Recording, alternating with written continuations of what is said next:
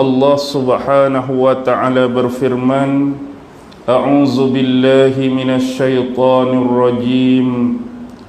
Falamma ahassa Isa minhumul kufr qala man ansari ila Allah qala al-hawariyuna nahnu ansarullah amanna billahi washhad bi anna muslimun. Daripada 3 ayat, saya baca ayat yang pertama merujuk ayat 52 surah Ali Imran, yang mana Allah berfirman, falamma ahassa Isa minhumul kufr, dan tatkala Nabi Allah Isa alaihi salam, kalimah ahassa di sini kalau ikut literal atau secara harfiah dalam bahasa Arab, ahassa ni rasa. Ketika mana Nabi Allah Isa alaihi salam merasai. Kalau rujuk tafsir Jalalain, ahassa ditafsirkan dengan kalimah alima, mengetahui. Maksudnya kedudukan sekarang yang Allah nak cerita pada kita, ketika mana Nabi Allah Isa ni mula merasai ataupun mengetahui minhumul kufr, yang mana ada sebahagian daripada Bani Israel ni telah melakukan kekufuran, yakni melakukan pengkhianatan dan penyelewengan terhadap agama. Di samping itu mereka juga merancang sesuatu yang buruk terhadap diri baginda sendiri. Jadi dalam konteks ini kita nak mempelajari satu benda. Bila sebut tentang Nabi Allah Isa alaihi salam, kita selaku umat Islam yang beriman kepada Allah dan Rasulnya, berkewajipan bagi kita untuk mengimani bahawa Nabi Allah Isa ini adalah merupakan salah satu daripada Nabi dan Rasul yang pernah diutuskan oleh Allah Subhanahu wa ta'ala. Jadi berkenaan dengan Nabi Isa, kalau kita tengok, Allah Subhanahu wa ta'ala merujuk Nabi Isa dalam Al-Quran ni dengan 3 sebutan. Pertama, Allah menyebut Nabi Isa dengan kalimah Isa. Yang kedua dengan kalimah Al-Masih, dan ketiga Isa bin Maryam. Jadi kita boleh rujuk melalui 3 jenis sebutan ini yang ditujukan kepada Nabi Allah Isa.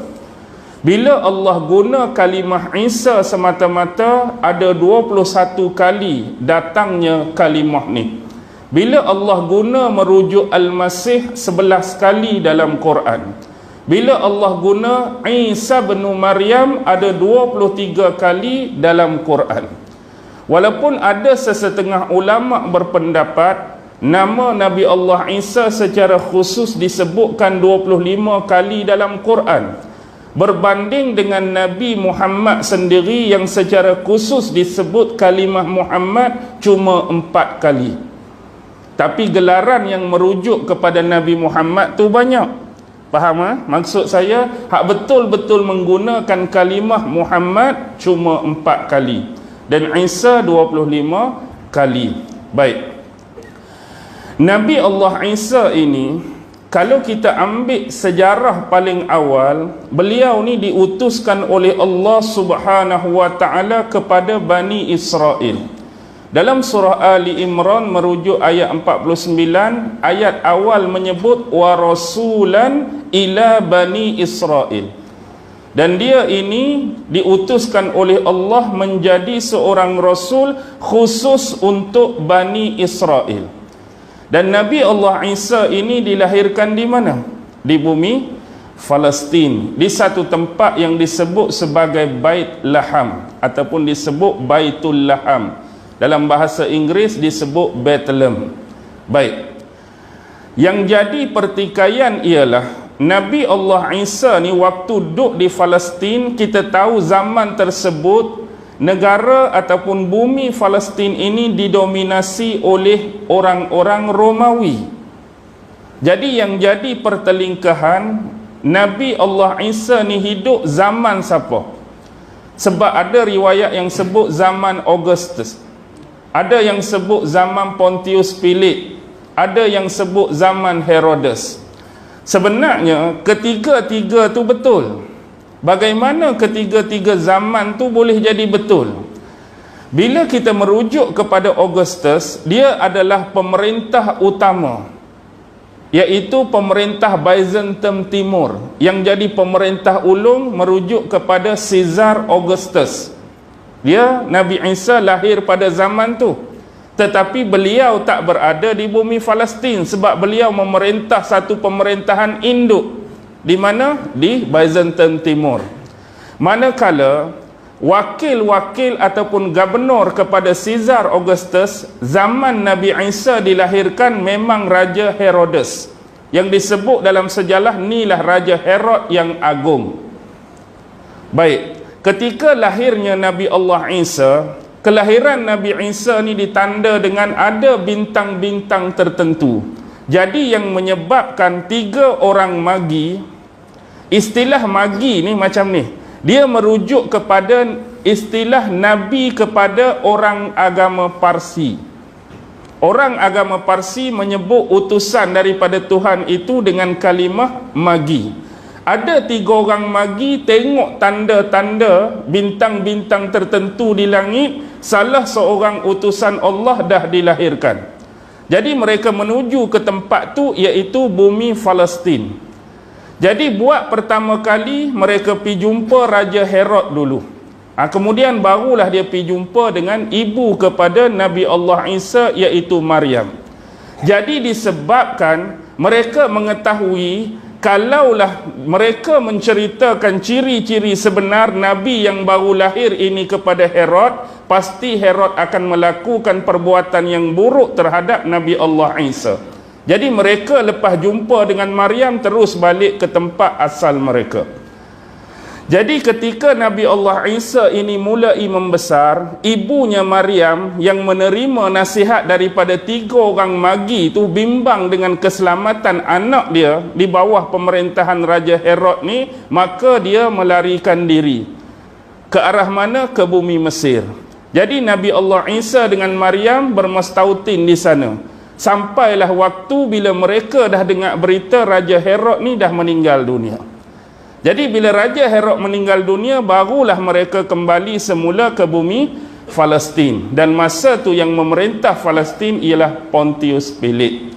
Zaman Pontius Pilate adalah berlaku peristiwa hukuman dan peristiwa penyaliban tu. Walaupun dalam Islam kita beriman yang kena salib tu bukan Nabi Allah Isa.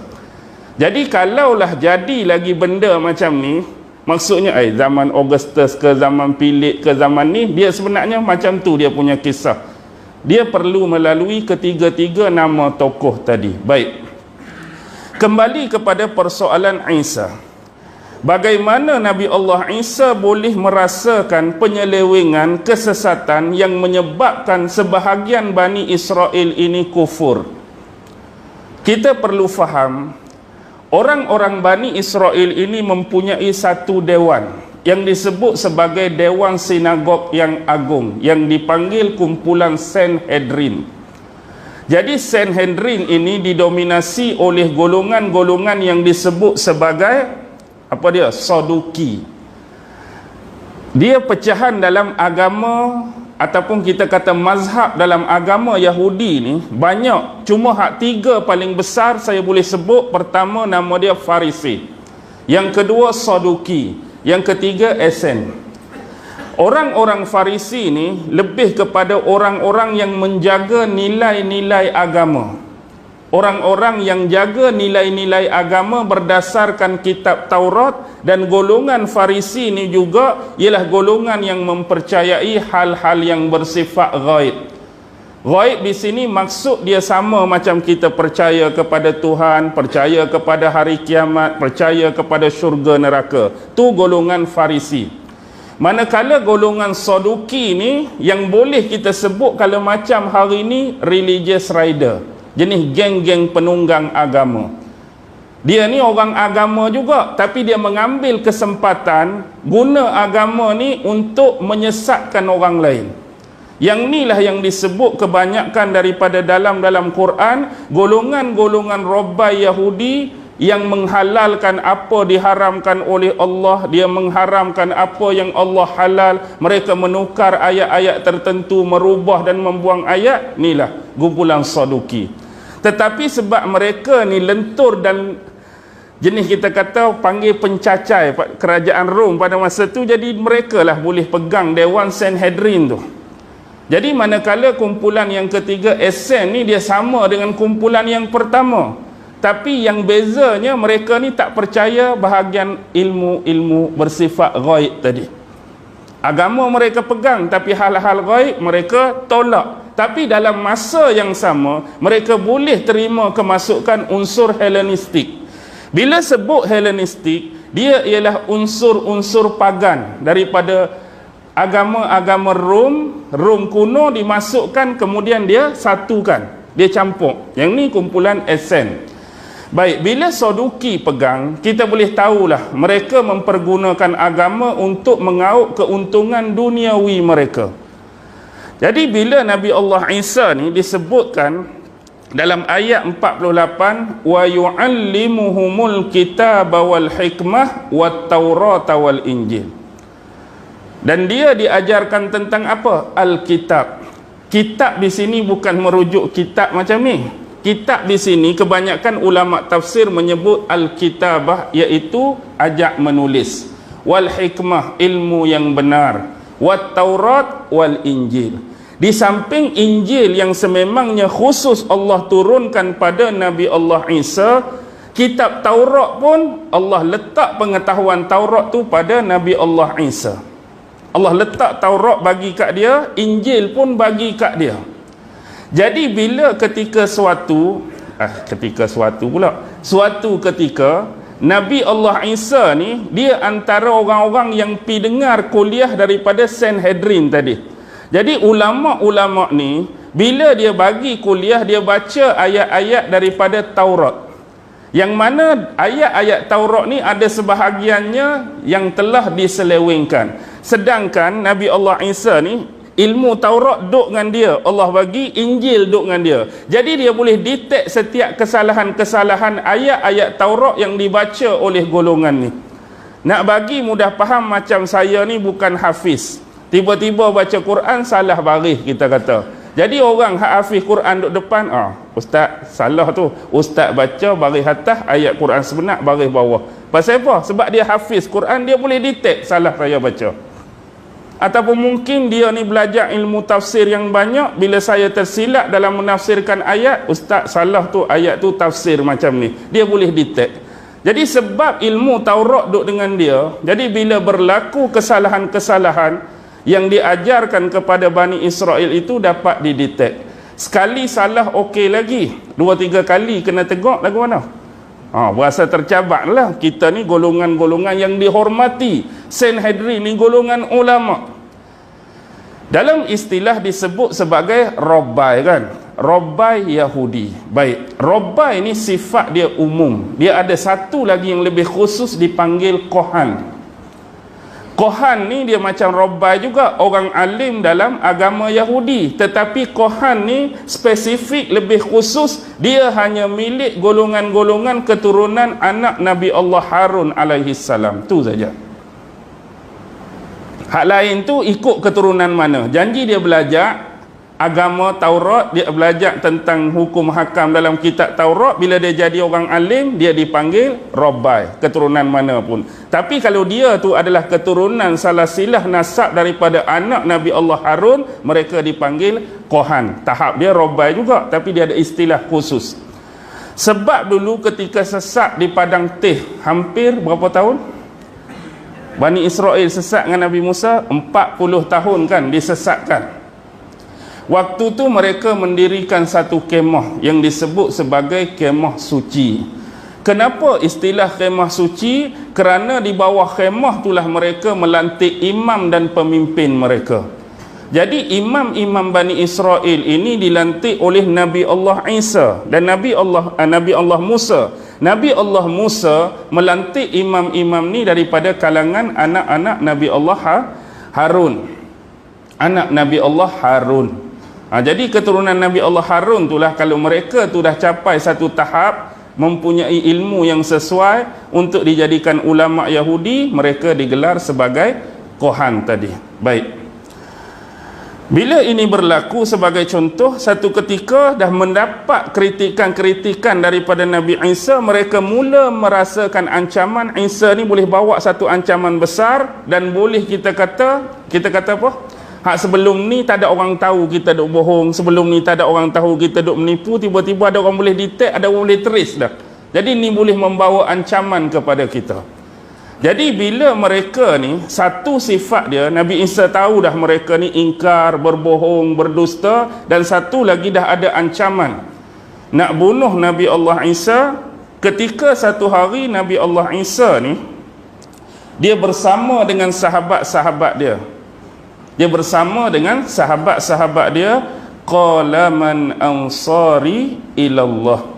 Lalu Nabi Isa berkata, man ansari ilallah, siapakah yang akan menjadi penolong-penolongku ataupun pengikut-pengikutku dalam menegakkan agama Allah.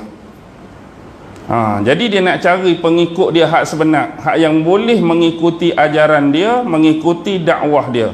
Lalu bila bersama dengan sahabat-sahabat ni, dia tanya, siapa di kalangan kamu tu yang nak jadi penolong aku, pengikut aku dalam menegakkan agama Allah Subhanahu wa ta'ala? Jadi daripada perkataan dan kalimah ini, ulama-ulama tafsir telah berpecah kepada dua pandangan dan pendapat. Pandangan pertama datang daripada Imam Mujahid. Imam Mujahid kata, makna bagi man ansari ilallah, siapa yang nak jadi penolong, siapa yang nak jadi pengikut aku dalam menegakkan agama Allah, sebagaimana saya sebut yang pertama tadi. Ada satu lagi pandangan daripada Imam Sufyan As-Sauri dan juga yang lain-lain. Beliau mengatakan man ansari ilallah ni ialah siapa yang nak jadi pengikut, siapa yang nak jadi penolong aku bersama dengan Allah. Dia beza tu. Yang pertama, siapa yang nak jadi penolong dalam menegakkan agama Allah. Yang kedua, siapa yang nak jadi penolong aku bersama dengan Allah. Beza. Jadi kebanyakan ulama-ulama memilih yang lebih menghampiri kebenaran ialah pandangan pertama daripada Imam Mujahid, iaitu siapa yang nak jadi pengikut atau penolong aku dalam menegakkan agama Allah. Ataupun diberi pengulasan spesifik oleh Imam Ibn Katsir dalam tafsir dia, tafsir Ibn Katsir, man ansari ilallah ni siapa yang nak jadi pengikut, siapa yang nak jadi penolong aku dalam menyebarkan dakwah. Dakwah untuk siapa? Untuk menyembah Allah yang Maha Esa. Tu lebih spesifik.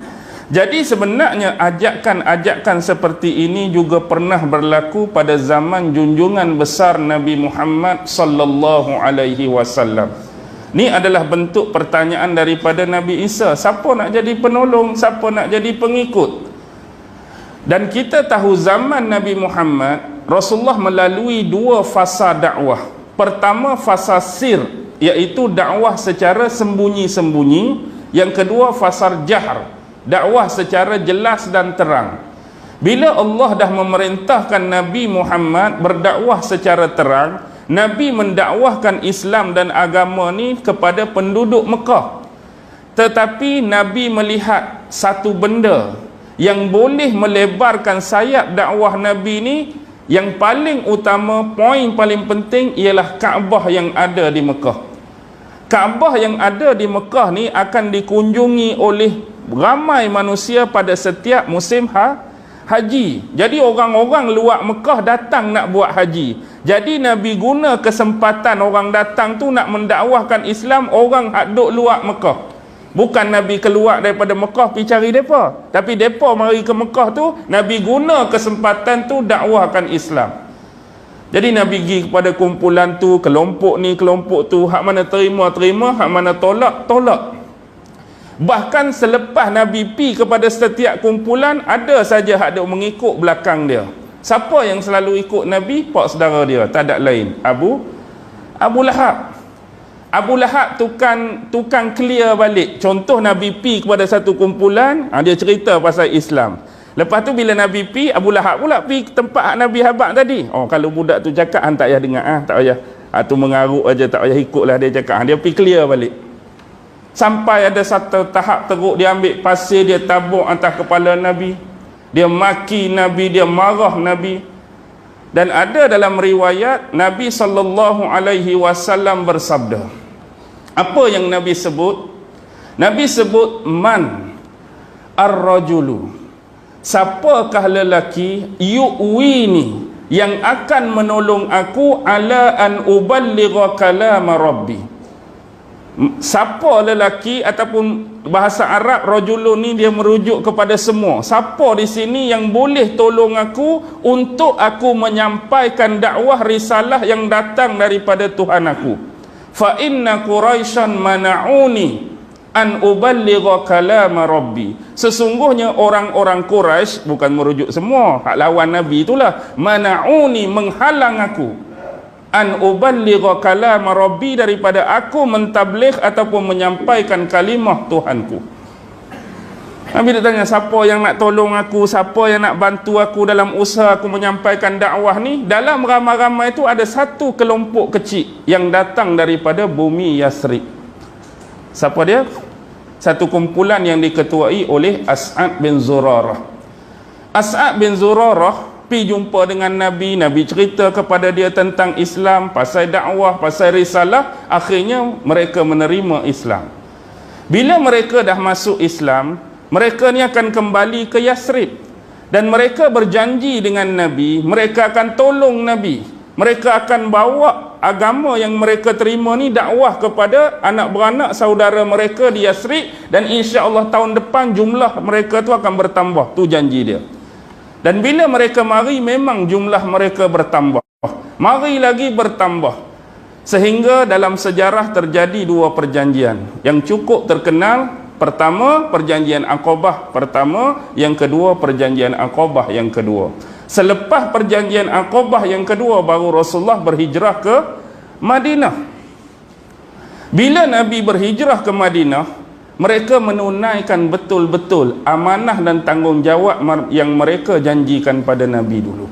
Yang mereka kata nak tolong Nabi, nak backup Nabi, nak bela Nabi, nak lindungi Nabi, mereka buat sungguh. Bila Nabi dengan sahabat muhajirin berhijrah, apa yang mereka tak buat? Mereka sediakan rumah, mereka sediakan makanan, minuman, pakaian. Bahkan untuk sahabat-sahabat muhajirin yang suka bertani atau bercucuk tanam, mereka berikan tanah. Kemudian ada sahabat-sahabat yang diberikan, bukan kata tanah untuk diusahakan. Jenis apa? Tanah yang dah ada pokok ni, pokok apa? Pokok tamar, pokok kurma. Hak jenis suka berniaga macam Osman pula, Abdul Rahman bin Auf diberikan modal. Padahal sahabat Ansar ni nak bagi percuma saja, sebab tahu dah kawan ni jenis kaki berdagang, kaki berniaga. Tapi Abdul Rahman tetap menganggap itu adalah hutang, nanti aku akan bayar. Bahkan sahabat Ansar yang disaudarakan dengan Abdul Rahman bin Auf ni, hak hari ni jarang orang boleh buat, ialah dia sanggup menceraikan isteri dia, dia nak bagi salah seorang isteri dia pada Abdul Rahman. Kita hari ni mungkin kereta 2-3 biji boleh, tak apalah, kereta saya 10 biji, ambillah 3 biji. Tanah saya 10 ekar, ambillah 5 ekar. Duit saya banyak 10,000, ambillah 8,000. Tapi bini saya ada 2, tolong ambil seorang. Hak tu payah sikit tak?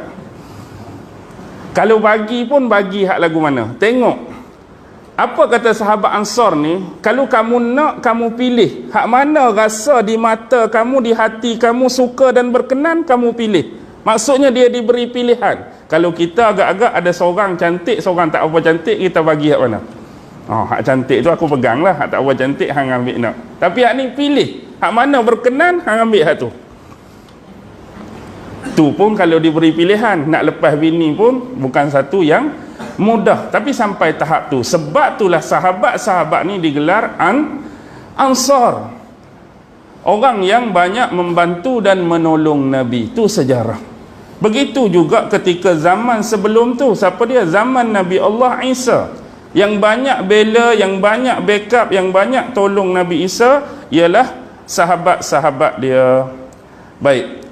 Qala al-hawariyun, maka berkatalah al-hawariyun. Dah Nabi Isa tanya tadi kan, siapa nak jadi pengikut aku, siapa nak jadi penolong aku. Okey. Qala al-hawariyun, maka berkatalah al-hawariyun. Siapa dia hawariyun ni?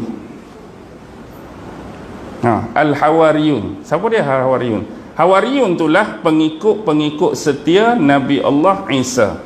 Kalau kita buka kamus yang besar-besar dalam bahasa Arab, al-hawariyun ni dia jadi macam lafzul mushtarak. Lafzul mushtarak ni satu lafaz yang makna dia banyak. Makna dia banyak. Contoh, al-hawariyun ni boleh dikatakan penolong, boleh. Al-hawariyun pembela, boleh. Al-hawariyun seorang yang mempunyai hati yang tulus dan ikhlas, boleh. Bahkan dalam tafsir Ibn Katsir sebut al-hawariyun ni boleh dispesifikasikan satu kumpulan manusia yang jenis bertubuh pendek. Kita letak satu kumpulan manusia, rata-rata mereka ni tubuh pendek, kita boleh keluar mereka ni al-hawariyun dengan sifat tadi. Kemudian al-hawariyun juga boleh dikatakan kepada satu kumpulan manusia yang jenis suka pakai pakaian yang berwarna putih. Jenis pakai putih laka, kita nak keluar kumpulan tu al-hawariyun, boleh. Ataupun kumpulan pemburu, sebab al-hawariyun juga bermaksud memburu. Al-hawariyun juga boleh disebut pemburu, tapi makna yang dikehendaki di sini al-hawariyun bermaksud pembela. Bermaksud pembela ataupun penolong kepada Nabi Allah Isa alaihi salam. Baik, siapa dia al-hawariyun ni? Dalam sejarah ada berapa jumlah dia? Ada berapa orang dalam sejarah hawari Nabi Isa? Dalam ayat Quran tak sebut berapa orang. Dalam hadis Nabi pun, Nabi hanya cerita pasal hawari, jumlah tak sebut, nama tak sebut. Tetapi ada sebahagian ulama-ulama sebut pun sumber yang mereka ambil berdasarkan daripada kitab Injil ataupun disebut sebagai Bible. Baik, kita boleh sebutkan nama-nama tu sebagai penjelasan, tetapi bukan untuk mengesahkan. Ingat, bila kita ambil sumber yang selain daripada Quran dan Sunnah yang pastinya sahih daripada Allah dan pasti confirm daripada Nabi, kita hanya boleh nyatakan dia dalam bentuk penjelasan. Menjelaskan, maksudnya di sisi Bible, di sisi Kristian, inilah 12 hawari Nabi Isa. Tapi untuk mengesahkan adakah benar mereka, itu kita tak pasti. Tetapi untuk menolak pun kita tak boleh, sebab kita sendiri pun tak tahu. Itu kaedah, sebab tu dia berbeza. Disiplin ilmu yang berteraskan Quran Sunnah dengan disiplin ilmu sejarah berbeza. Dia jenis kalau orang main Quran Sunnah ni, Quran tak sebut nama dia, Sunnah tak sebut, pakai tinggal terus. Tapi bila kita hidup dalam ruang manusia yang ramai, ruang manusia yang bermasyarakat, dan sejarah ini bukan ada keterlibatan dengan kita. Ni sejarah siapa? Ni sejarah Bani Israel. Dan Bani Israel ada rekod, ada manuskrip. Dan bila mereka sebut 12 ni, bila hadis tak sebut, ya, kita boleh tolak. Tetapi penolakan kita tu, kita perlu datangkan nama yang lagi sahih. Tu disiplin sejarah.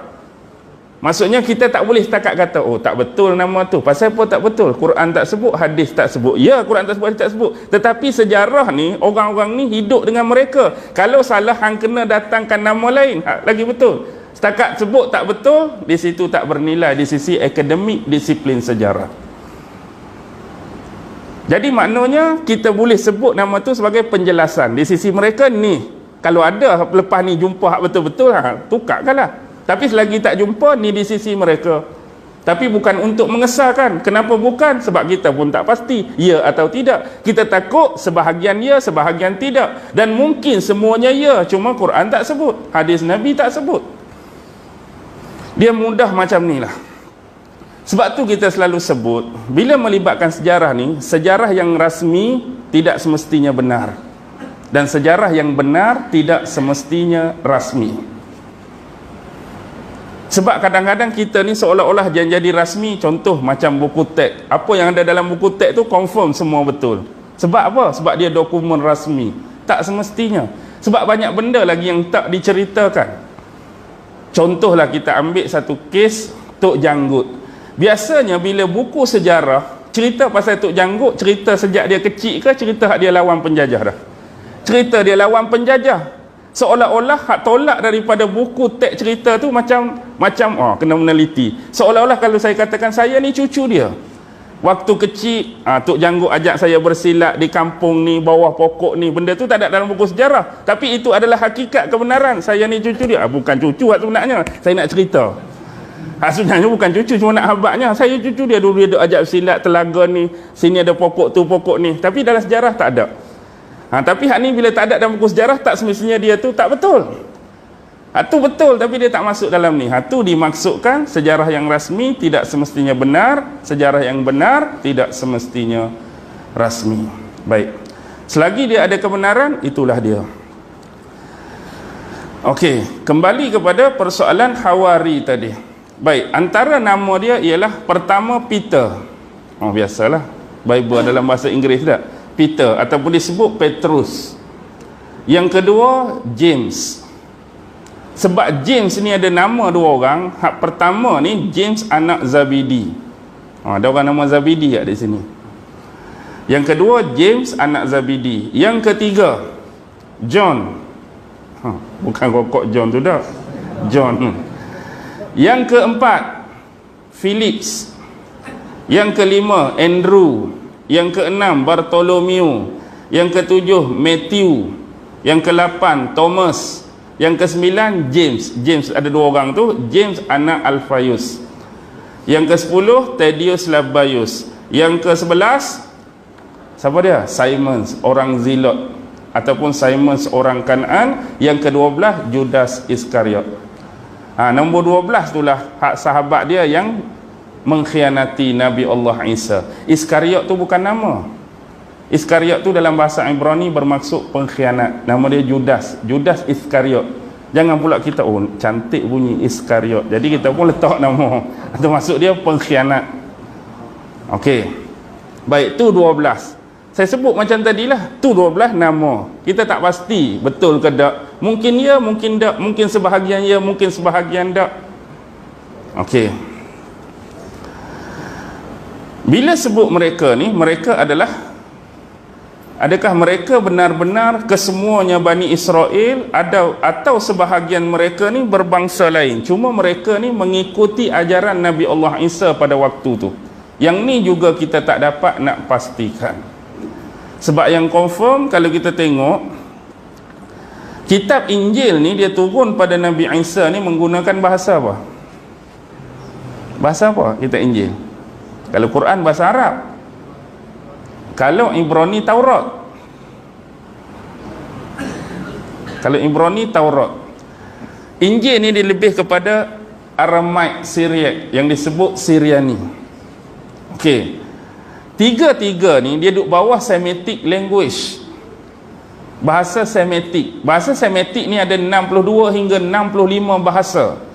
Antaranya 3 hak terkenal, Hebrew, Ibrani itulah bahasa kitab Taurat, Aramaik Syriac, Syriani bahasa kitab Injil, Arab Quran, termasuk Semitic language. Bila sebut Semitic, apa dia Semitic? Semitic tu sendiri apa dia? Bahasa Semitic. Semitic ni merujuk kepada anak Nabi Nuh, Sam tu. Anak Nabi Nuh yang nama Sam. Jadi Semitic language adalah bahasa-bahasa yang digunakan dan dipertuturkan oleh anak-anak keturunan Sam bin Nuh. Jadi hak mana anak keturunan dia guna bahasa ni, lagu ni, logat ni, lagu ni, lagu ni, semua dipanggil Semitic language, bahasa yang digunakan oleh anak-anak keturunan Sam. Jadi Semitic tu asal daripada Sam. Cuma yang selalu kita kedengaran bila kita belajar sejarah dalam dunia moden ni ialah istilah antisemitik. Antisemitik. Anti tu anti lah, macam anti dadah, anti rasuah. Kita tahu kalimah anti, tak suka kan. Semitik tu merujuk pada apa? Takkan tak suka kepada anak-anak Sam. Asal dulu, kalau zaman kuno dulu, hak betul penggunaan antisemitik ialah kerana pergaduhan dalaman, anak beranak, adik-beradik bergaduh, iaitu antara anak-anak Sam dengan anak-anak Ham. Anak Nabi Nuh ada 4 orang, Kan'an, Sam, Ham, Yafis. Ada seorang hak tak dengar kata, hak nakal sikit, nama dia Kan'an. Hak Nabi Nuh ajak naik kapal pun dia tak mau dengar, hak tu hanyut tenggelam. Tinggal Sam, Ham, Yafis. Jadi selepas kapal Nabi Nuh mendarat tu, bila mereka ni dah mula membiak, Nabi Nuh telah menetapkan hak ni duduk kawasan ni, hak ni duduk kawasan ni, kawasan ni. Jadi Ham ni tak berapa setuju dengan penetapan tu. Jadi pertelingkahan antara anak beranak Ham dengan Sam. Jadi hak asal dulu bila kata antisemitik tu, kumpulan Ham ni yang tak suka kepada Sam tu, disebut antisemitik secara umum. Tapi bila mari zaman moden, antisemitik lebih merujuk kepada anti kepada Yahudi. Anti kepada Yahudi. Kenapa? Kerana memang Yahudi itu dia akan datang daripada jalur Sam. Sebab Nabi Ibrahim confirm daripada Sam. Maksudnya dia ada darah keturunan Sam. Anak dia Ishak pun akan jadi confirm.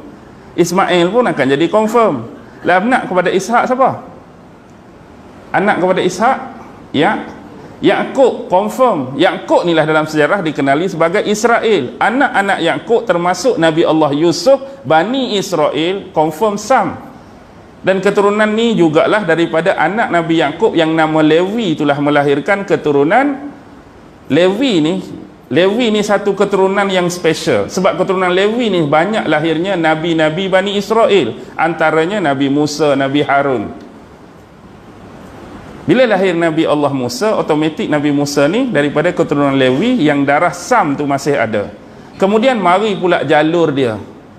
Mari Nabi Daud, mari Nabi Sulaiman.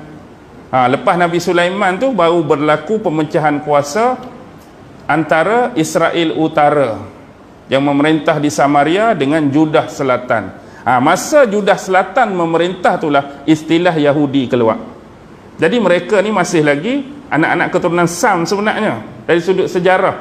Jadi bila pengistilahan Yahudi keluar, jadi hari ni yang panggil antisemitik tu anti kepada Yahudi. Tak semestinya dia tu keturunan Ham macam hak asal tadi. Kalau dulu Ham saja benci tu kan. Tapi hak ni keturunan mana pun kalau dia tu benci Yahudi dipanggil antisemitik. Tak kiralah dia keluar daripada hutan orang asli. Hang orang asli, ya aku orang asli, tapi aku antisemitik. Padahal dia tak kenal pun Yahudi tak. Tapi nak ayat bila dia antisemitik, dia tu anti Yahudi. Baik. Kita hari ni anti siapa?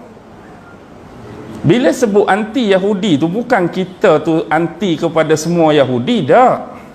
Jangan fikir asal saja orang tu Yahudi kita nak marah, orang tu Yahudi kita benci. Ni orang silap faham.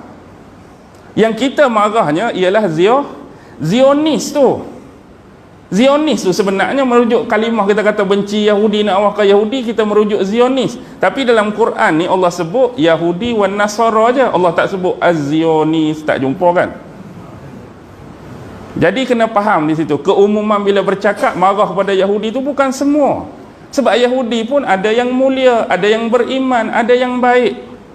Bila kata dia tu merujuk kepada bangsa, dia akan statik sama semua. Bila kata Yahudi, mesti ada hak baik, mesti ada hak jahat. Ke Melayu baik semua? Bila kata melibatkan bangsa, bila sebut Melayu, ada Melayu hak baik? Ke kita nak nafi sebab kita Melayu, tak ada Melayu hak jahat? Tak boleh, Melayu pun ada. Hak beriman ada Yahudi, hak tak beriman ada Melayu. Hak beriman pun ada, hak tak beriman pun ada. Hak semayang pun ada, hak tak semayang pun ada. Sebab kita ni Melayu, kita tak boleh nak nafikan benda-benda buruk tu seolah nak kita nak sembunyikan. Tak ada. No. Bila kata nama bangsa apa pun, sifat-sifat tadi ada. Cuma bila kita merujuk kepada anti, nak marah, geram tu yang mana? Dia merujuk kepada Zionis. Zionis lah yang banyak menggunakan backup stand. Maksudnya dia duduk belakang tu, dia gunakan apa-apa yang Yahudi sebenar ada. Dia bukan Yahudi sebenar pun, tapi dia seolah-olah tempelkan diri dia seolah-olah dia tu Yahudi. Jadi bila orang nak marah, orang marah pada siapa? Orang marah pada Yahudi. Dia sebenarnya tu bukan Yahudi sebenar. Dia tu Yahudi hybrid kita panggil. Yang dipanggil Yahudi Ashkenazi, Yahudi Sephardi, Yahudi Mizrahi, Yahudi Kochi, Yahudi Kaifeng, Yahudi Samaritan. Tu semua Yahudi hybrid. Kalau dulu Yahudi betul-betul Yahudi, mereka kena bangsa Yahudi baru boleh jadi agama Yahudi. Tak boleh macam orang Melayu, saya bangsa Melayu, saya nak masuk agama Yahudi, saya jadi Yahudi. Tak boleh. Dia kena saya ni sendiri memang bangsa Yahudi. Sebab tu yang terbaik Islam. Sebab Islam tak nilai pada bangsa tu. Maksudnya orang Cina boleh jadi Islam tak? Oh boleh. Mari orang Dayak boleh jadi Islam. Orang Sulu boleh jadi Islam. Bangsa tu Islam. Jadi kita angkat Islam lebih daripada bangsa. Kalau kita mengagungkan bangsa, contoh bangsa Yahudi, agama Yahudi, hanya bangsa Yahudi boleh masuk. Lepas tu kalau orang lain nak jadi Yahudi, tak boleh ya? Sebab tu dia jadi khusus untuk dia. Sebab dia merasakan anugerah Allah Asy-Sya'bul Mukhtar dulu ada lagi dengan dia. Apa dia? The people choice lah. Konon-kononnya dia tu manusia pilihan Allah. Sebab tu dia pun boleh jadi hebat hari ni. Orang lain semua duduk bawah dia. Okey. Faham lah tu lah?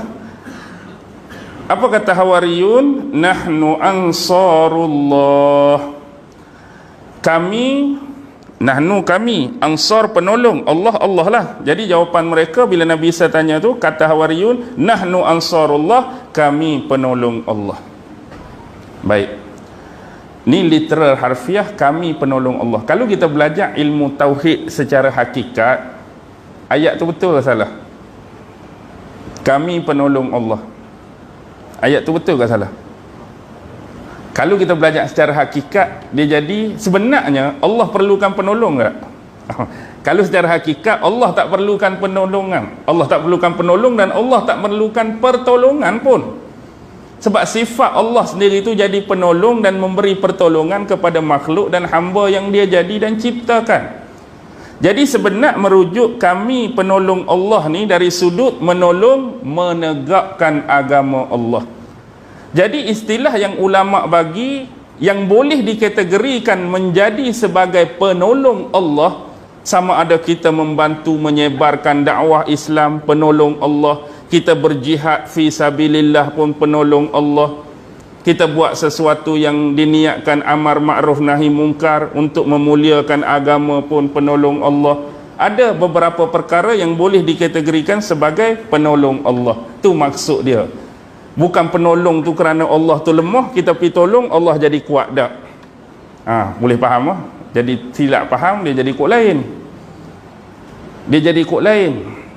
Orang sini tak apa sebab dia dengar live. Orang hak dengar ni, awak ustaz ni lagu ni. Dia jadi dia faham kod lain. Orang sini faham dah. Orang hak di luar ni. Macam tu maksud saya. Amanna billah, kami beriman kepada Allah, washhad, dan kami bersaksi bi anna muslimun, sesungguhnya kami termasuk di dalam golongan muslimun yang berserah diri, ataupun golongan muslim ni tunduk ataupun patuh. Baik, Allah sebut kalimah muslim di sini, dan kami bersaksi kami ni muslim. Maksudnya ajaran ataupun dakwah yang dibawa oleh nabi-nabi dan rasul sebelum Nabi Muhammad adalah agama yang sama. Cuma penggunaan pengistilahan Islam itu berlaku pada zaman Nabi Muhammad. Penggunaan kalimah Islam untuk dinisbahkan pada agama. Dalam Quran jelas, inna dina indallahil Islam. Tapi nama sebelum ni untuk nabi-nabi dan rasul, agama apa? Dah kalau penggunaan Islam tu khusus untuk zaman Nabi Muhammad, sebelum ni guna agama apa? Kebiasaan ulama-ulama menyebut agama sebelum ni disebut agama tauhid, iaitu mengesakan Allah Subhanahu wa taala. Benda yang didakwahkan tu sama, mengesakan Allah, menyembah Allah semata-mata, hanya dia. Semua ajaran nabi-nabi, ke ada nabi-nabi ajak sembah berhala? Tak ada. hak manusia lain, hak tak dengar Nabi ajak tu yang pergi sembah berhala. Ada tak Nabi-Nabi suruh amalkan LGBT?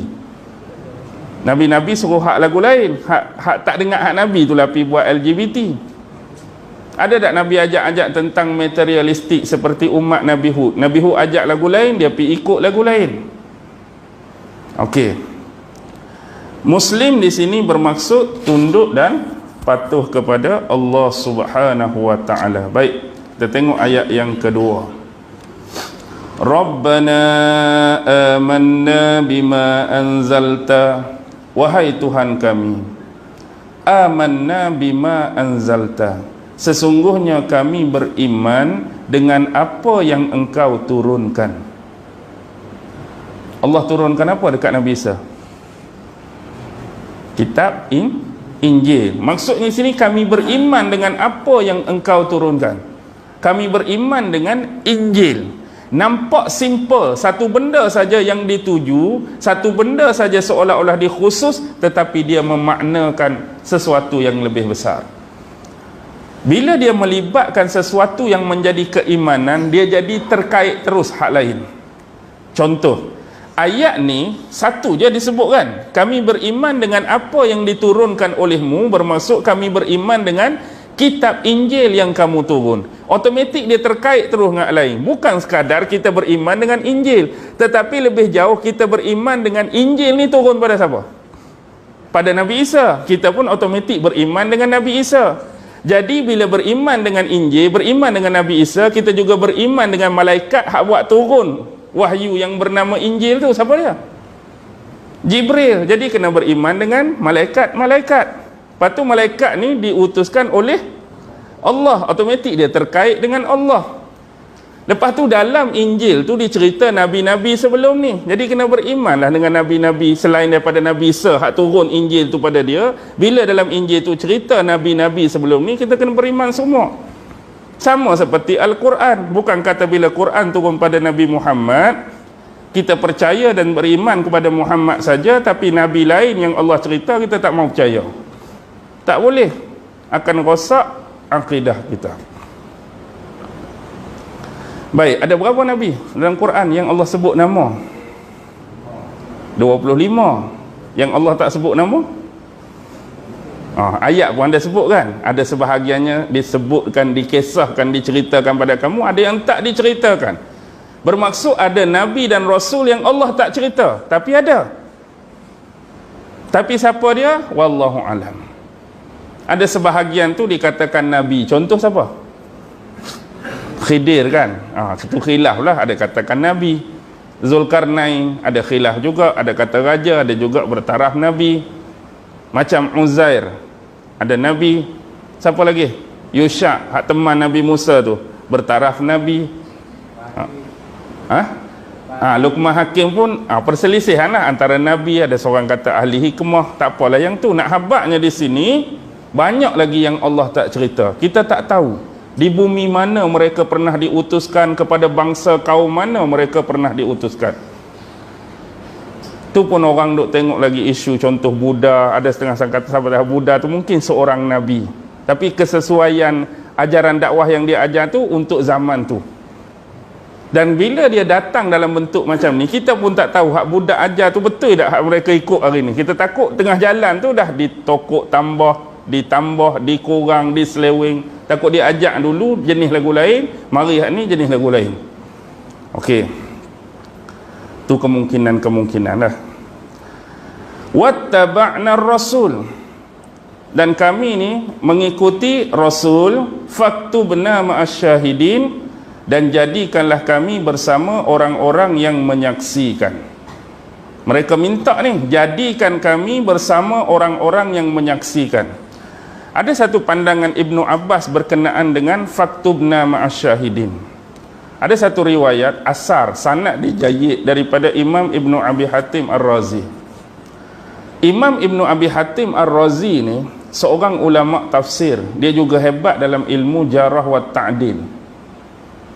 Tapi dalam ilmu jarah wa ta'dil, dia ni antara golongan ulama yang tasyaddud, yang keras kita panggil. Bukan maksud keras tu backing, tak.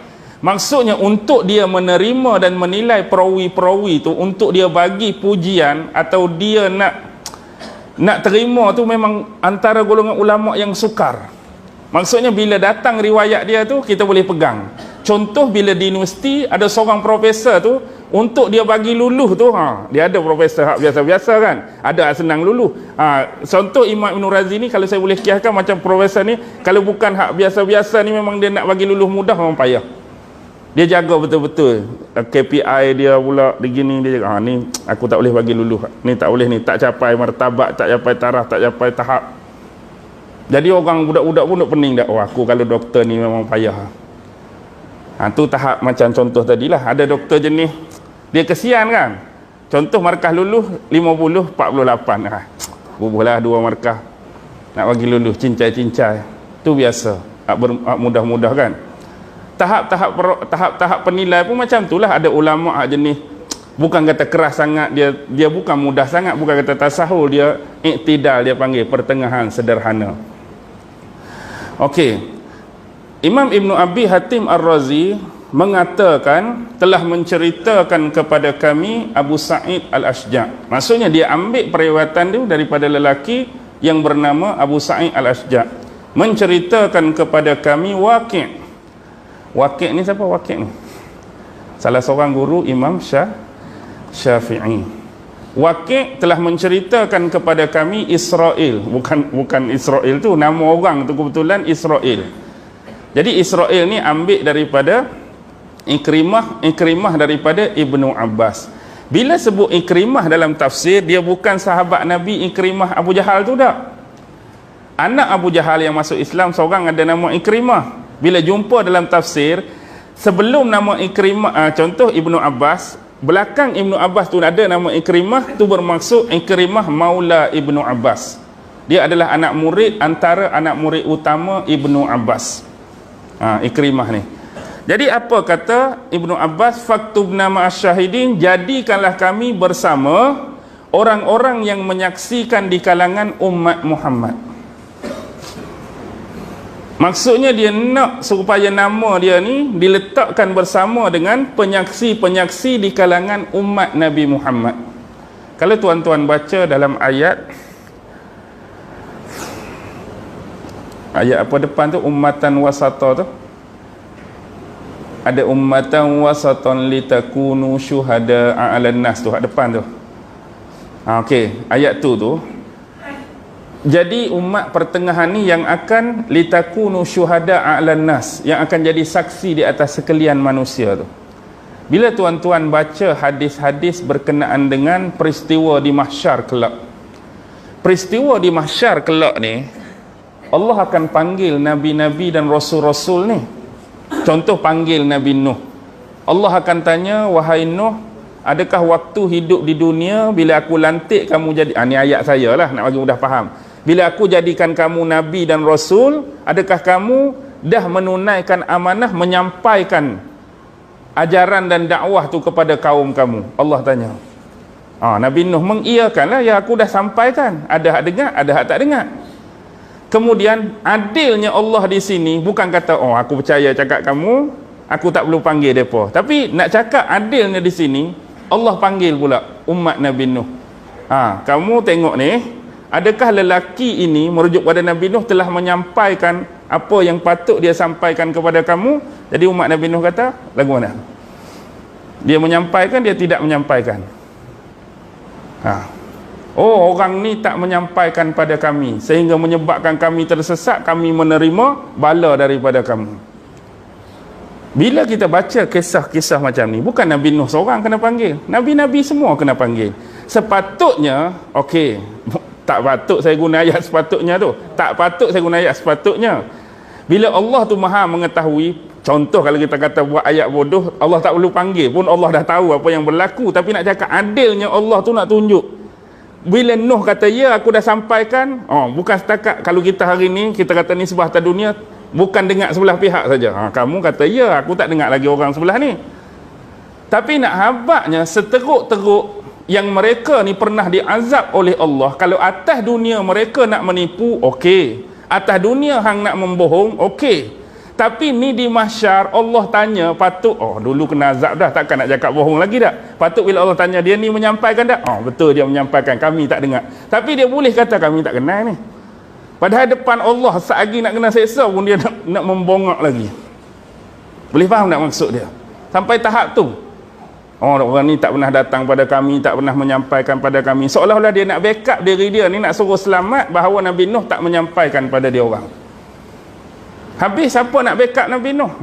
Kamu kata ya, dia pun kata tak. Dia nak cari siapa?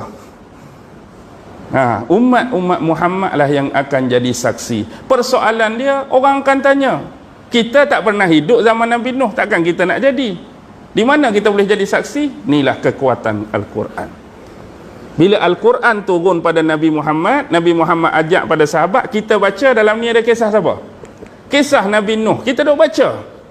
Kami tahu, kami jadi saksi sebab ayat Quran ni apa? Firman kamu ya Allah, kamu cerita pasal Nabi Nuh.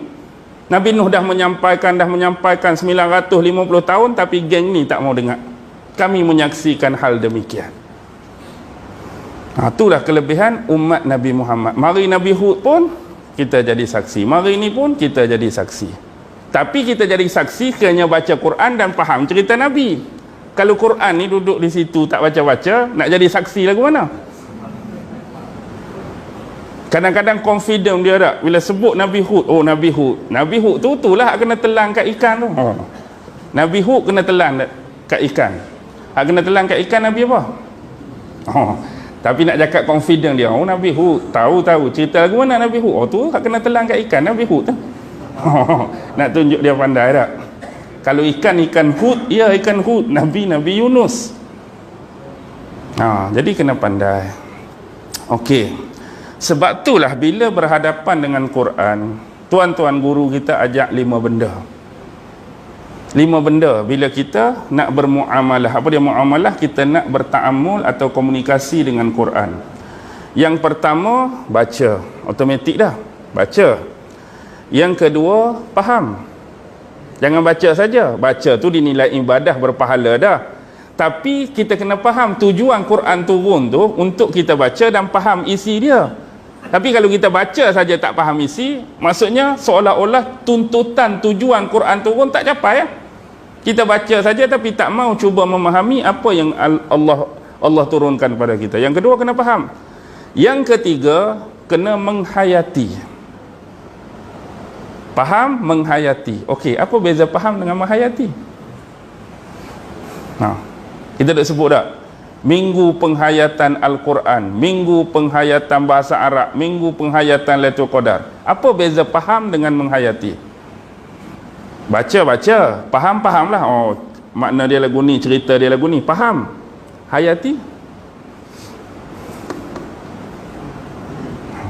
Lama dah tak sebut penghayatan, menghayati tak?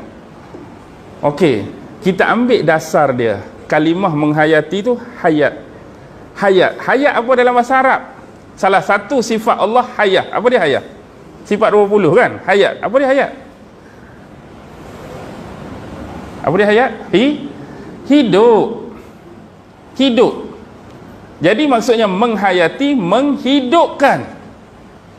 Lagu mana nak perhidup?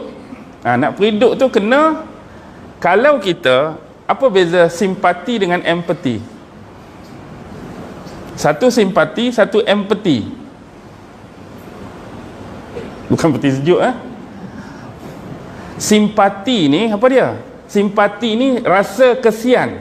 Bila orang tu ditimpa musibah, orang tu ditimpa bala, kita bersimpati dengan dia.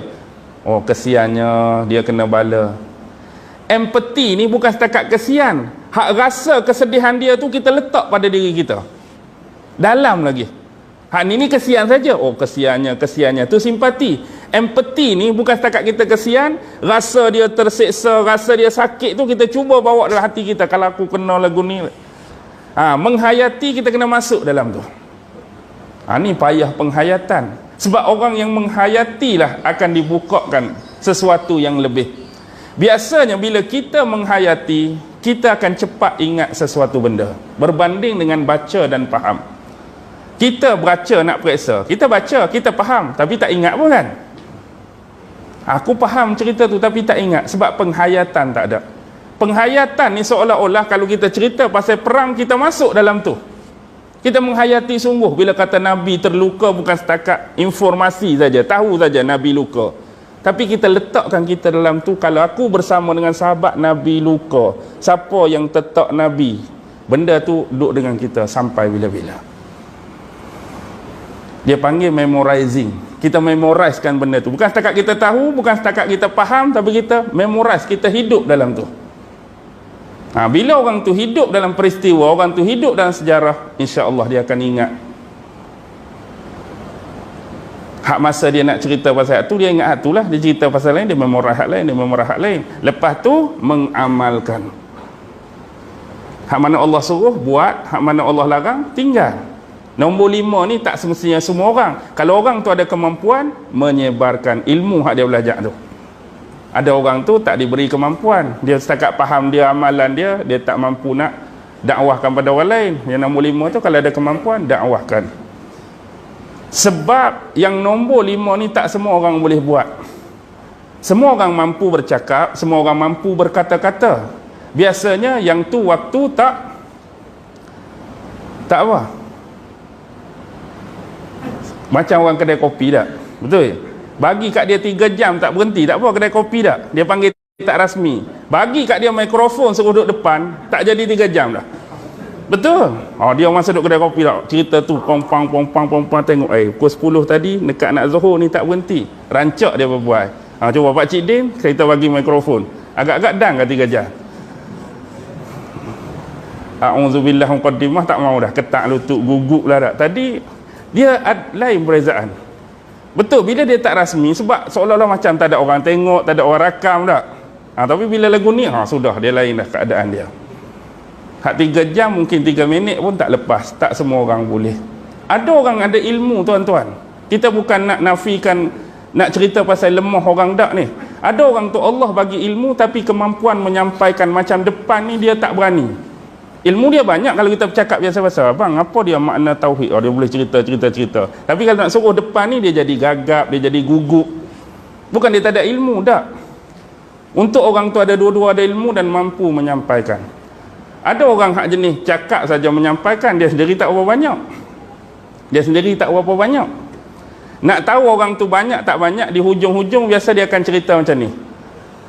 Padahal dia baru ceramah 40 minit. Sebenarnya saya banyak lagi nak cerita ni. Padahal dia habis modal dah tu. Tu maksudnya orang tu tak ada mana tu. Cuma dia nak tunjuk dia act dia tu. Kalau dikirakan masa mencemburui kita. Sebenarnya banyak lagi. Kalau 2 jam saya nak cerita. Tapi kalau kita buat up sikit, kita kata okey tak apa, 2 jam. Lepas tu cukup lah. Dia makan baik kata.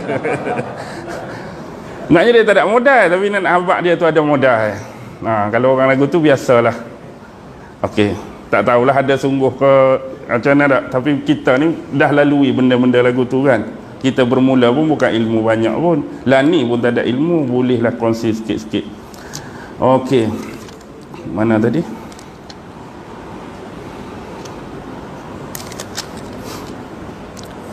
Wa makaru wa makarallahu wallahu khairul makirin. Ayat yang terakhir. Wa makaru, mereka melakukan tipu daya. Wa makarallah, dan Allah juga melakukan tipu daya. Wallahu khairul makirin, ataupun tadi wa makarallah, Allah membalas tipu daya mereka. Wallahu khairul makirin, dan Allah lah sebaik-baik pembalas tipu daya. Biasanya kalau ulama-ulama kita memondok dulu, bila kalimah makaru ni mereka terjemah dengan tipu daya kan. Tipu daya. Tapi sebenarnya makaru ni tipu daya ya, agenda pun ya, perancangan pun ya. Kalau bahasa moden apa dia? Inilah yang disebut konspirasi. Bahasa moden itu. Baik. Mereka melakukan konspirasi. Maksudnya mereka beragenda, mereka merancang sesuatu, tetapi Allah membalas tipu daya mereka. Allah juga merancang, dan sebaik-baik pembalas tipu daya ialah Allah. Jadi apa yang mereka rancang sebenarnya? Baik. Bila mereka nak sampai tahap nak bunuh Nabi, inilah teruk punya teruk Bani Israel ni, hak tersesat lah. Bila mereka nak bunuh Nabi, tuan-tuan, mereka ni golongan ulama yang ditegur oleh Nabi Isa. Kalau mereka bunuh Nabi Isa dengan tangan mereka sendiri, maksudnya maruah dan aib mereka tercalar lah. Oh, kamu tu ulama, kamu pergi bunuh Nabi. Jadi dia nak buat satu rancangan yang biar Nabi Isa ni terbunuh, tapi orang tak nampak depa yang rancang. Biar Nabi Isa ni terbunuh dengan orang lain punya kerja. Jadi cara yang terbaik bila Pontius Pilate memerintah masa tu, dia pi fitnah dan racun berkenaan dengan Nabi Allah Isa. Jadi kumpulan-kumpulan Sanhedrin, Saduki ni, mereka pi jumpa, mereka habaq apa dekat Pontius Pilate? Pertama, mereka cerita pasal penisbahan atas nama agama, yang mana Nabi Allah Isa ni telah mengajarkan ajaran-ajaran yang sesat dan salah, menyalahi pegangan agama Yahudi yang kami duk ajak, yang kami beriman, yang kami percaya. Mari dia ni tak tahu kok mana ni. Kami tak pernah dengar sebelum ni banyak yang telah melakukan penyesatan di dalam agama Yahudi yang kami pegang. Padahal tak lagu tu, dia hak sesatnya. Tapi dia pergi tuduh Nabi Isa yang sesat. Yang pertama, hujah dia atas nama agama. Yang kedua, orang yang sama, Nabi Isa inilah yang menghalangi kami untuk melakukan ketaatan kepada pemerintah. Maksudnya dialah yang duk alak kami, dia tu orang luar, orang Rom, tak payah bagi ketaatan, tak payah bagi taat setia pada dia. Dia yang duk ampu kami, duk racun kami, padahal Nabi Isa tak campur pun. Jadi dia guna nama Nabi Isa, dia fitnah nama Nabi Isa. Yang ketiga, dia ni adalah pemecah masyarakat, pemecah belah masyarakat. Sebab apa? Sekiranya seorang anak tu jadi pengikut dia, anak ni akan derhaka dan bergaduh dengan bapa. Kalaulah seorang tu bapa jadi pengikut, akan bergaduh dengan isteri dia, dengan anak dia. Jadi dia ni seolah-olah pemecah belah masyarakat dan keluarga. Lepas tu dia ni menggunakan sihir dia untuk tarik orang pada kumpulan dia. Dia kata sihir sebenarnya mukjizat. Kan mukjizat Nabi Isa hebat-hebat kan? Boleh sembuh orang buta, boleh apa lagi? Boleh peridup orang mati, boleh menyembuh penyakit sopak. Yang Quran cerita masa kecil, dia boleh tahu apa yang kita dah makan, dia boleh tahu apa yang mak atau ibu bapa kita simpan kat rumah. Kemudian dia buat apa tu? Yang Quran cerita, dia ambil tanah, dia bentukkan prototipe burung, kemudian dia tiup pada burung tu hidup sungguh. Pelik lah. Jadi menarik orang lain untuk mendekati dia. Yang ni dituduh sebagai sihir. Dia ahli sihir. Yang lebih tak boleh belah apa dia. Dia adalah merupakan seorang anak zina. Sebab dia lahir tanpa seorang bapa. Mak dia seorang penzina dan dia adalah anak zina. Teruk tu tuduhan tu. Tapi semata-mata nak bagi puas hati, melampiaskan dendam dan dengki dia pada Nabi Isa, mereka fitnah Nabi Isa.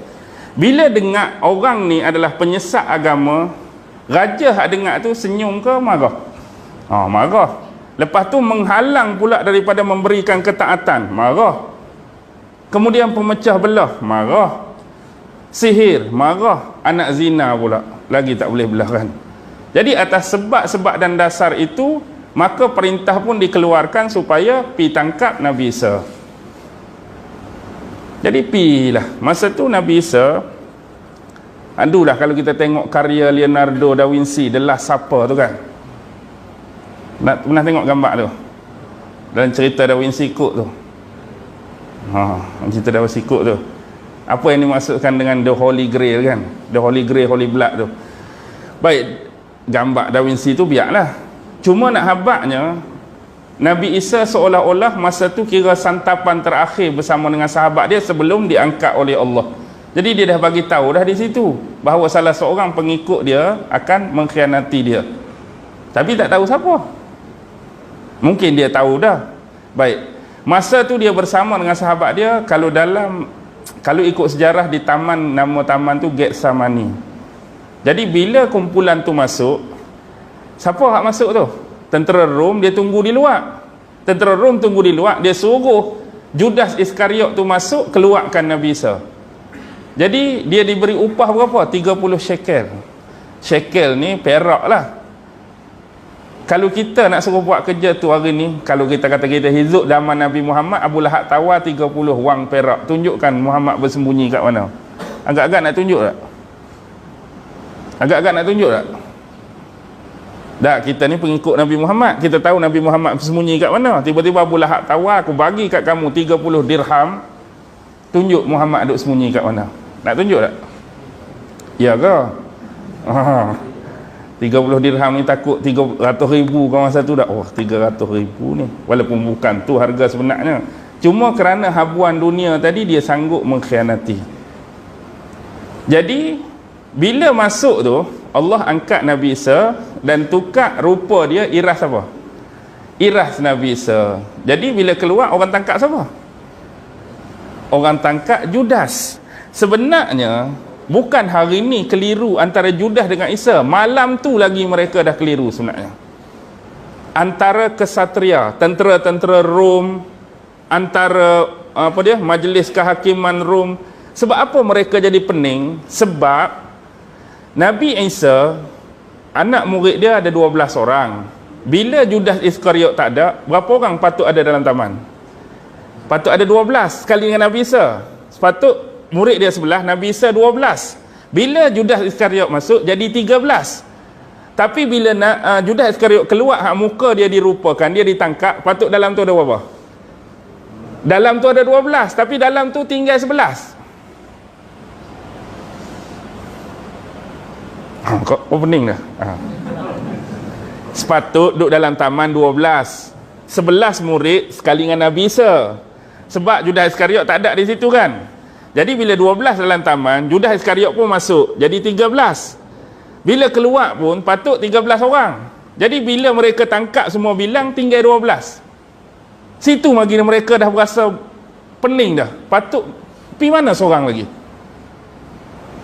Dan lebih mengharukan, memeningkan mereka, bila Judas yang ditukar tu tak sama langsung sikap dia dengan Isa yang mereka kenal sebelum ni.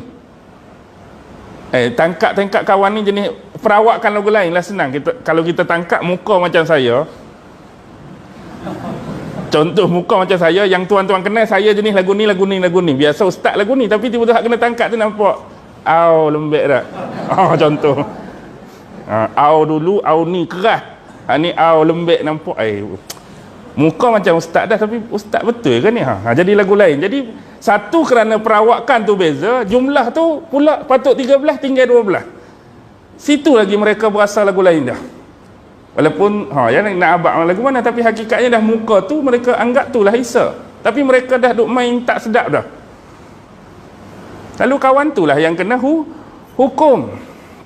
Baik tuan-tuan, yang sebenarnya kita tahu tu bukan Nabi Isa, siapa cerita? Siapa cerita? Allah tolong buka. Bayangkan kalau Allah tak buka cerita sebenar, kita cari sejarah tu sendiri, agak-agak kita hari ni kalau Allah tak buka di tiang salib tu, kita anggap siapa? Di tiang salib tu mungkin kita anggap macam saudara Nasrani kita, itulah Isa kalau Allah tak buka sebenar. Tapi sebab Allah buka, kita percaya tu bukan Isa. Tapi sebab orang Kristian tak beriman dengan Quran, dia duk ingat ke itulah Isa. Jadi bila tu bukan Isa, mereka disalib. Cara hukuman salib tu bukan hukuman Bani Israel, tu hukuman datang daripada Rom. Dah pemerintah Rom, dia hukum cara Rom. Cara tu ialah cara nak bagi orang yang kena hukum tersiksa dan mati perlahan-lahan.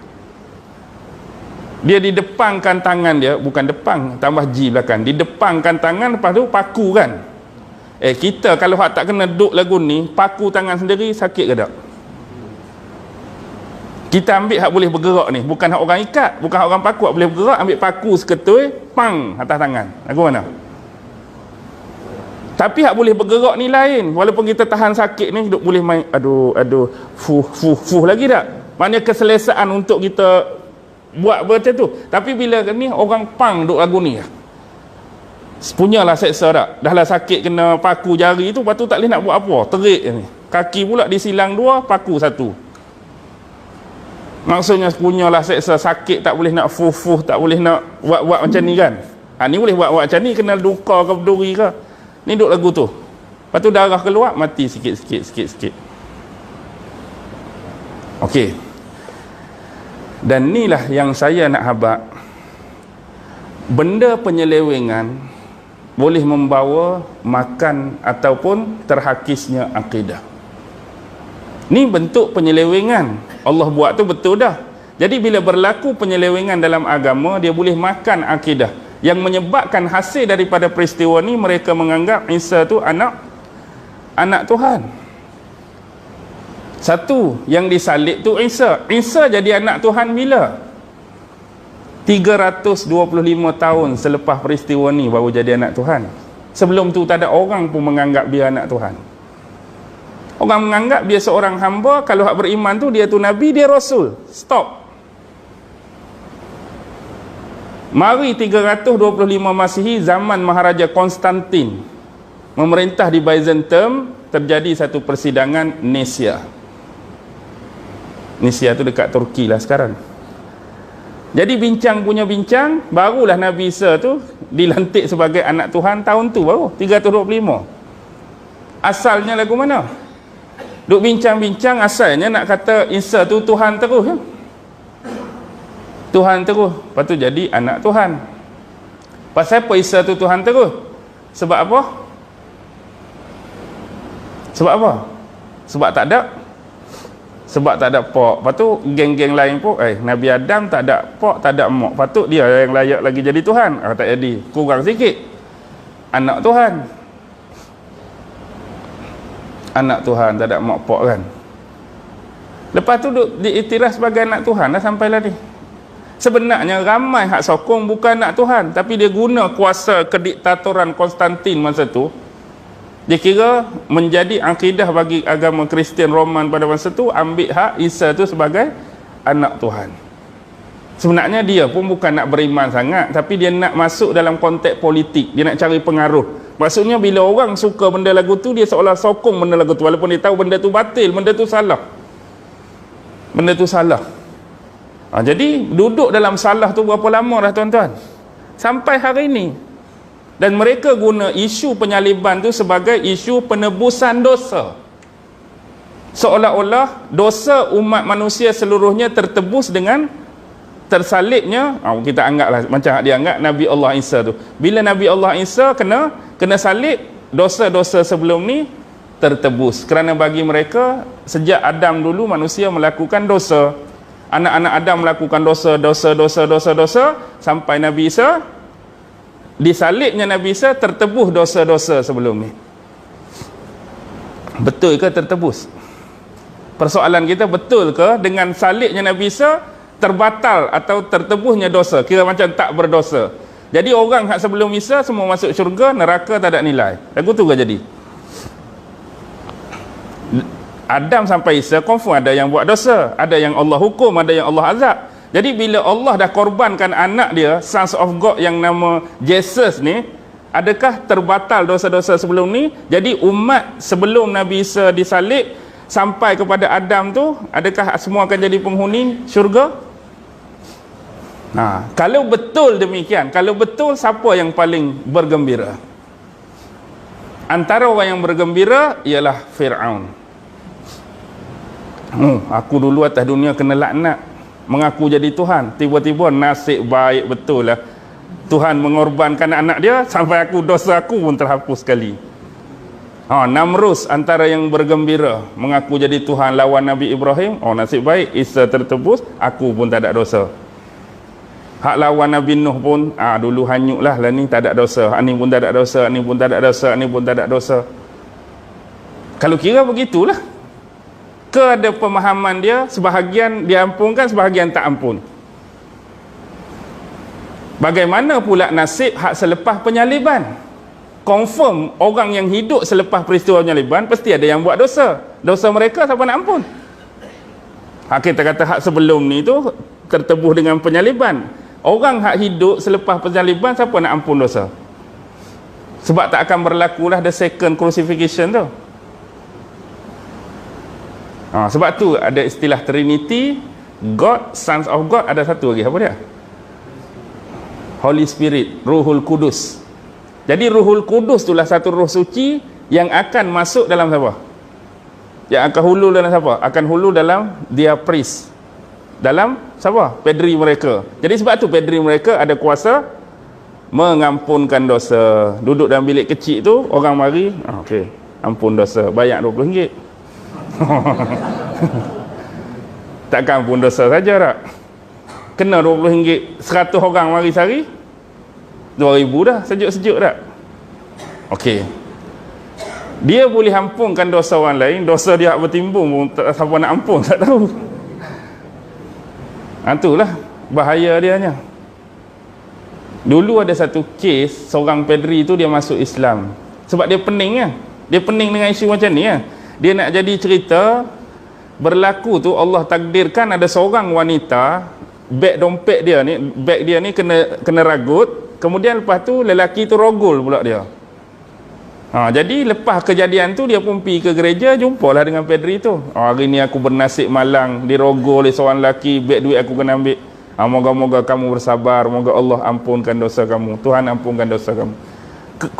2-3 minit perempuan tu keluar, mari pula hak merompok dia tadi. Merompok tadi pun mengaku juga, hari ni aku buat dosa, aku ambil duit seorang perempuan, aku rogol dia. Moga-moga Tuhan pun ampunkan kamu. Lepas tu dia terfikir, hak kena pun aku ampun, hak buat dosa pun aku ampun. Pening. Dah sekali pening, dia campurlah dengan dia belajar sikit-sikit tu, akhirnya dia masuk Islam. Baik, kalau betul-betul roh spirit ataupun Holy Spirit ni berfungsi, maksudnya ada kuasa mengampunkan dosa. Baik, dalam dunia ni, negara mana paling banyak penjara? Dalam dunia ni, negara mana paling banyak penjara? Negara hak besar-besar lah. Kita kata antaranya Amerika, Rusia. Dah ada kuasa mengampunkan dosa, buat penjara buat apa lagi? Dah penjara tempat orang bersalah. Dah bersalah, ampunkan dosa terus lah. Dia bersalah, ampunkan dosa. Dia bersalah, ampunkan dosa. Buat apa nak buat dalam penjara? Dah kuasa mengampunkan dosa tu kamu ada, perlu lagi tak penjara? Tak, kalau kita main logik lah, tak payah dah lah. Dia ni rogol orang, okey, aku ampunkan dosa, tak ada dosa dah. Dia ni bunuh orang, aku ampunkan dosa, tak ada dosa dah. Tak payah buat jail kali. Ni bubuh jail ni tak boleh nak ampun ke? Macam mana? Kekuasa pengampunan tu disekat dah. Maksudnya buat apa lagi? Maksudnya mereka pun tak boleh pergi ya. Maksudnya benda tu karut, benda tu marut. Bukan harut-marut. Harut-marut tu lain. Ni karut-marut. Banyak benda lah yang kita boleh apa? Kita boleh lawan dengan akal. Untuk kita timbang atas logika dan rasional tu tak masuk. Tapi hakikat sebenarnya Holy Spirit yang mereka percaya tu siapa? Ni tak boleh cerita di sini. Dia jadi fitnah pula. Kalau ikut yang sebenar Holy Spirit tu ada berkenaan dengan Islam kita. Hak sebenar sekali. Tapi mereka percaya Holy Spirit itu satu roh suci. Satu roh suci yang ditiupkan ke dalam rahim Maryam sehingga melahirkan Isa. Kalau kita dalam Islam jumpa dalam Quran, Ruhul Kudus merujuk pada siapa? Jibril. Ruhul Kudus merujuk pada Jibril, hak sebenar. Tapi hak saya maksudkan tadi, Holy Spirit di sisi mereka siapa? Hak Islam tu Ruhul Kudus Jibril lah. Di sisi mereka Holy Spirit tu pani. Kena tahan saya untuk tahu tu. Jangan bagi saya balik. Okey, boleh berhenti dah, habis dah ni. Okey, sikit lagi saya nak berhabis. Bila benda-benda tadi dah kena salib. Ni lah antara rentetan cerita, dan yang kita boleh sambung atas sebab itulah Allah, kalau kita kata, nak kata apa? Nak kata rehatkan Nabi Isa, mungkin tak tepat kalimah rehat. Kita kata angkat tu, kita nak kata apa? Sementara tu. Nak kata rehat ke? Rehat pun tak betul kot. Nak kata apa? Sekejap. Nak kata simpan ayat kita lah, bahasa kita kata mungkin tak betul, simpan lah. Kalau kita pemain simpanan tak guna lagi tak? Orang lain duduk tengah main, hak ni nak guna nanti hak penting-penting. Jadi bila hak penting-penting tu dalam hadis Nabi, bila Nabi Isa turun kelak, apa tugas-tugas dia? Antara hadis-hadis sahih cerita, pertama mematahkan tiang-tiang salib. Yang kedua, membunuh babi. Yang ketiga, menghapuskan cukai. Yang keempat, yang paling penting, membunuh Dajjal. Baik, ada sebahagian ulama-ulama mentafsirkan secara harfi, literal. Dia ambil literal sungguh.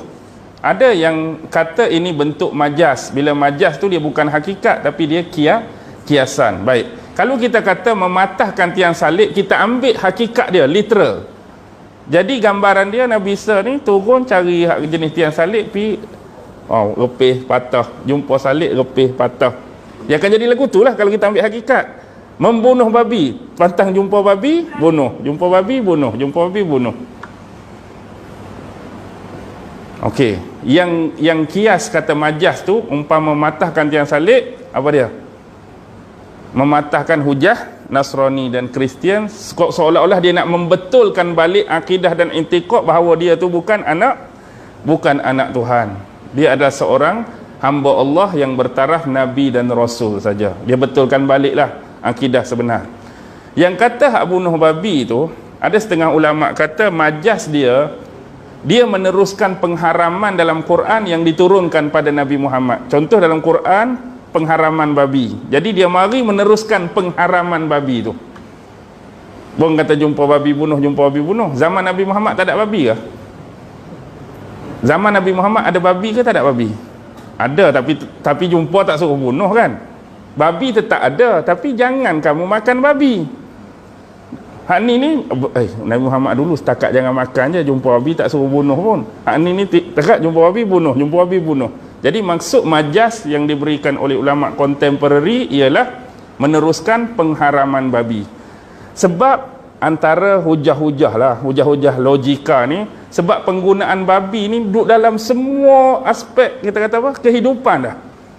Kalau dulu mungkin orang jadikan babi ni sebagai makanan saja, lepas tu kulit dia buatlah macam-macam tertentu. Tapi lah ni dah masuk macam-macam lah tak? Dalam bidang masakan pun ada unsur-unsur tu, pakaian pun unsur-unsur tu. Maksudnya nak buat kasut ke tekstil pun, maksudnya penggunaan bahan daripada babi tu dah meluas.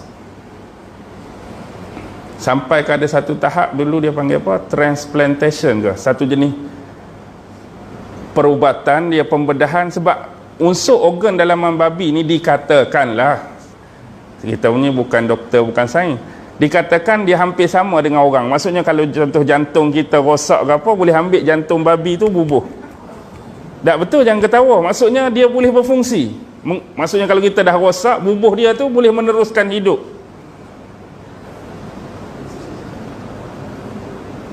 Boleh meneruskan hidup organ dalaman tu.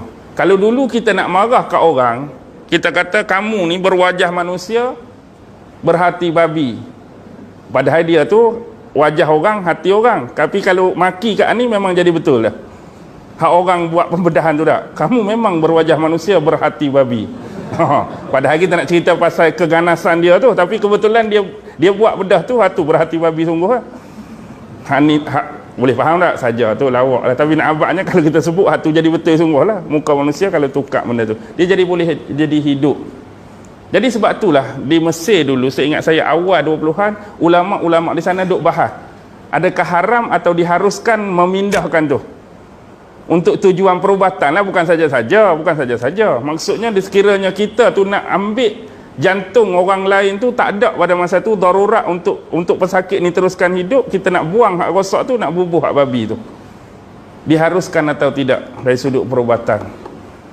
Jadi adakah kita tu dianggap bernajis dengan najis babi bila kata panjanglah dia punya bahas tu.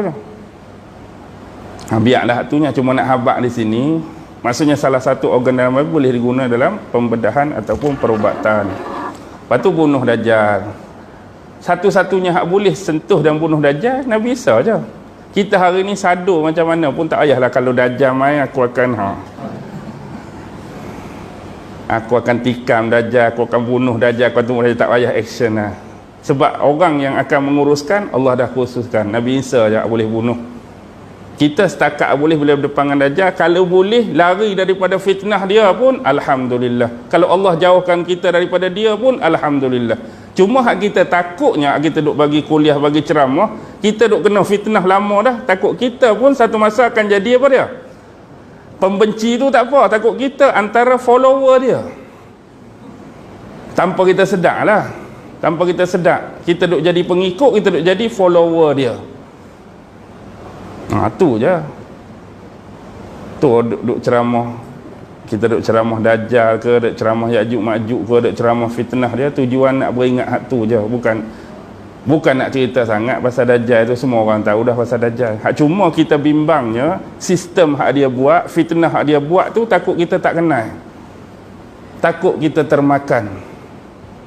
Yang menyebabkan termakan, kita jadi tak perasan kita antara orang yang jadi follower dia, pengikut dia, yang menggunakan sistem dia untuk menyelewengkan akidah kita. Tu je.